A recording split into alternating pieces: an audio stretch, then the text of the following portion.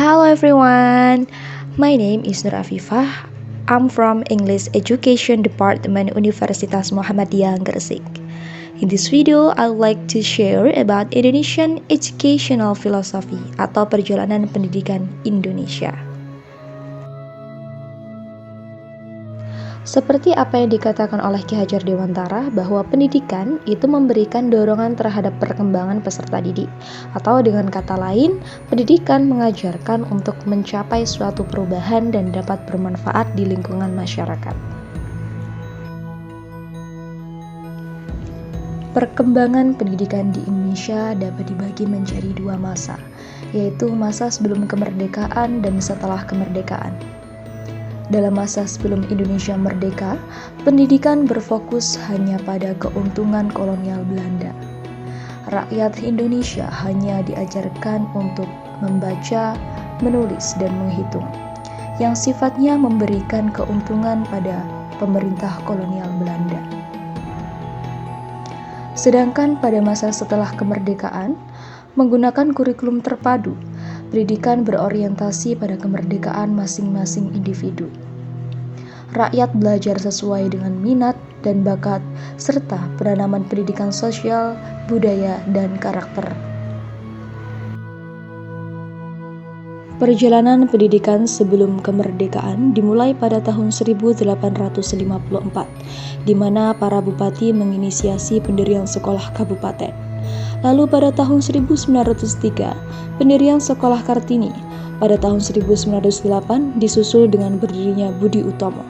Selanjutnya, pada tahun 1920 mulai muncul radikalisme pendidikan. Dan yang terakhir pada tahun 1922 yaitu berdirinya Taman Siswa. Pada tahun 1854, di mana sejarah pendidikan dimulai. Pada tahun ini, para bupati menginisiasi pendirian sekolah kabupaten, tetapi hanya untuk mengajar calon pegawai. Lalu pada tahun yang sama, didirikanlah sekolah yang hanya memiliki 3 kelas. Rakyat hanya diajarkan cara membaca, menulis, menghitung untuk kepentingan Belanda dalam perdagangan. Selanjutnya pada tahun 1903, pada masa ini Ibu kita Kartini mendirikan sekolah untuk wanita-wanita Jawa di Jepara yang bertujuan untuk memberikan pendidikan dan keterampilan kepada mereka sehingga dapat mengejar karir dan menjalani kehidupan secara mandiri. Lalu pada tahun 1908, muncullah organisasi Budi Utomo sebagai organisasi pertama di Indonesia yang didirikan oleh pelajar Stovia atau yang kita kenal sebagai Sekolah Pendidikan Dr. Bumi Putra pada tanggal 20 Mei 1908. Tujuan pendirian organisasi Budi Utomo adalah untuk menyadarkan kedudukan bangsa Jawa, Sunda, dan Madura pada diri sendiri dan mempertinggi kemajuan mata pencaharian serta penghidupan bangsa dengan berdalam kesenian. Berikutnya, perjuangan Ki Hajar Dewantara pada tahun 1912 yang telah meninggalkan dunia politiknya demi pendidikan bagi rakyat Indonesia. Beliau memulai perjuangannya pada sekolah Adidharma yang didirikan oleh R.M. Surya Pranoto atau kakak dari beliau. Setelah itu pada tahun 1920, pada tahun ini lahirlah cita-cita baru dalam perubahan radikal dalam pendidikan.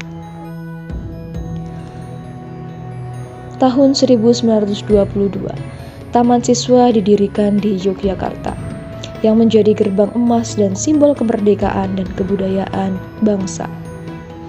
Menurut Ki Hajar Dewantara, Taman Siswa adalah jiwa rakyat yang merdeka dan bebas dengan tujuan pemerataan pendidikan untuk seluruh rakyat Indonesia. Terdapat 3 filosofi Taman Siswa. Yang pertama adalah ing ngarsa ing tulada, ing madya mangun karso, dan tut wuri handayani atau yang kita kenal sebagai dorongan dari belakang untuk siswa dalam mencapai keberhasilannya.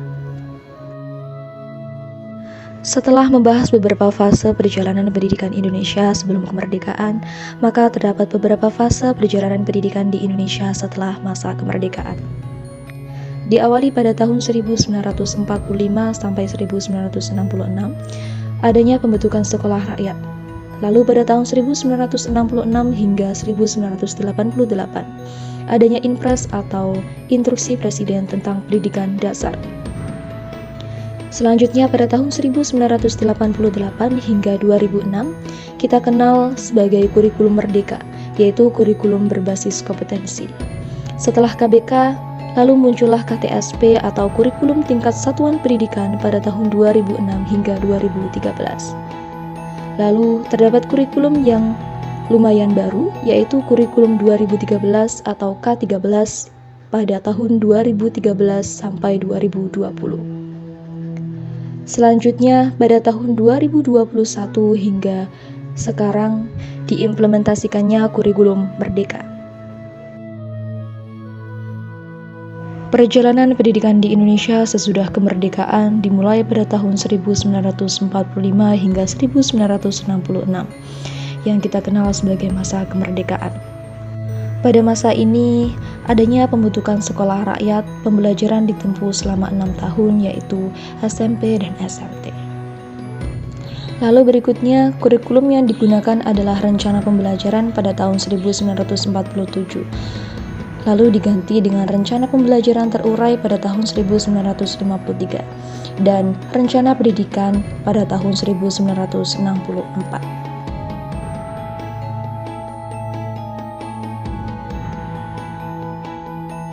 Perjalanan pendidikan di Indonesia berikutnya ialah pada tahun 1988 hingga 2006 atau yang kita kenal sebagai masa reformasi.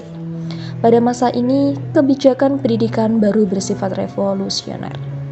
Kurikulum berbasis kompetensi atau KBK yang mempunyai ciri-ciri menekankan pada ketercapaian kompetensi siswa baik secara individual maupun klasikal, berorientasi pada hasil belajar dan keberagaman. KTSP memberi sekolah kesempatan yang lebih besar untuk menyesuaikan kurikulum mereka dengan kebutuhan.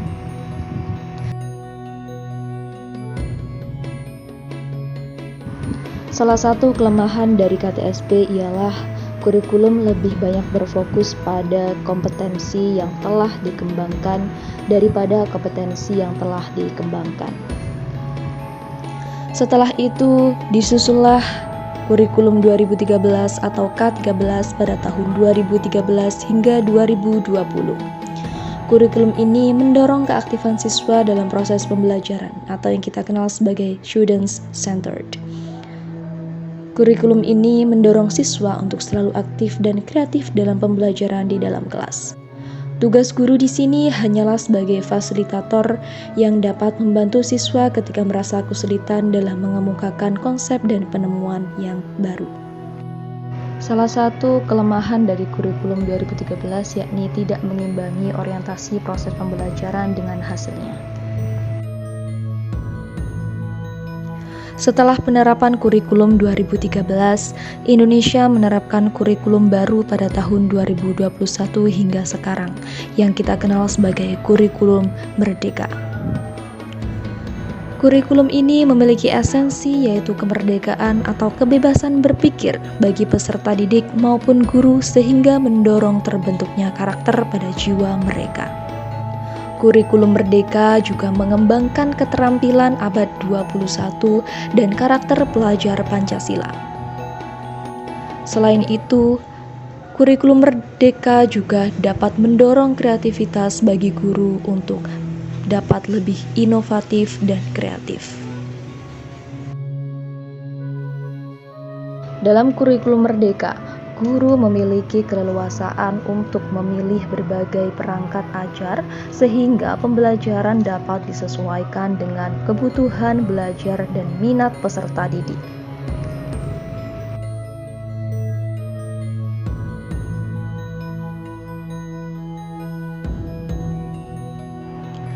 Setelah membahas tentang sejarah pendidikan dan perkembangan kurikulum di Indonesia, dapat kita simpulkan bahwa perubahan kurikulum didasari oleh perkembangan zaman yang dimana setiap fasenya dibutuhkan proses baru demi ketercapaian SDM atau sumber daya manusia yang unggul, kreatif, dan inovatif. Thank you for the chance given to me. Share your thoughts in the comments below. Thank you.